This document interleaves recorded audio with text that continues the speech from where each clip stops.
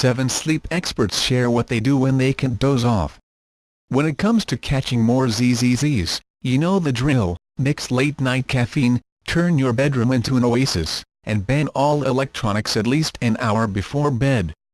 Yet instead of snoozing, here you are once again, counting your ceiling tiles. There are 37. Sleeplessness is a total drag, but luckily there are plenty of other tricks you can try to avoid the whole insomnia spiral. Try these handy go-to moves from sleep experts who've been there. Relax your muscles. Use progressive muscle relaxation to nix the physical tension that's preventing you from getting your zen on, says Sandra Block, MD, neurologist and author of The Girl Without a Name. Focus on slowly tensing and then relaxing each muscle group in 5-second intervals, starting from your toes and gradually working your way up to your head. Finish off by visualizing yourself in a relaxing scenario. I always go for the tried-and-true beach scene, with sun glittering on the waves, the heat of the towel, and the smell of coconut suntan lotion, says Block. I'm feeling sleepy just thinking about it.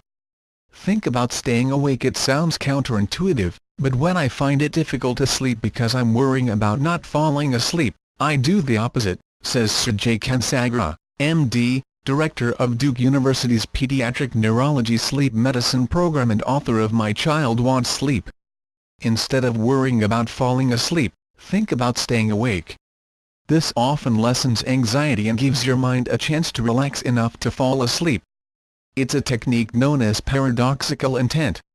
Make a sleepy time smoothie. Try swapping out your usual bedtime snack for a smoothie, suggests Robert S. Rosenberg, board-certified sleep medicine specialist and author of Sleep Soundly Every Night, Feel Fantastic Every Day.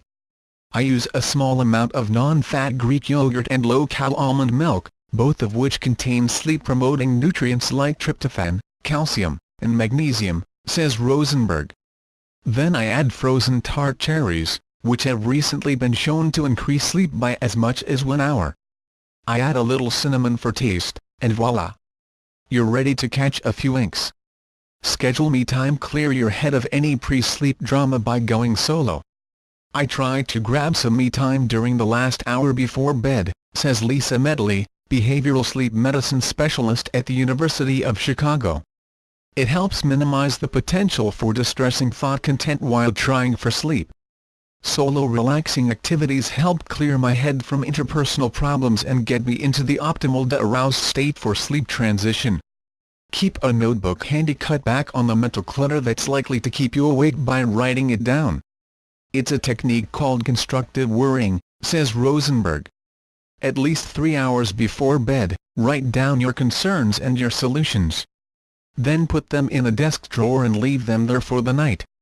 My wife and I do this together.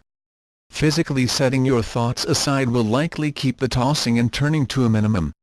Do a breathing exercise. What I do for better sleep is focus on my breathing, says Jose Colon, MD, author of The Sleep Diet, a novel approach to insomnia. I try to breathe a little more silent, a little more slowly, and count my breathing backward from 100.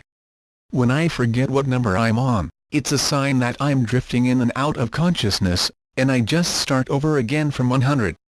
As you count backward, try paced breathing. According to the Mayo Clinic, we take about 12 to 14 breaths a minute.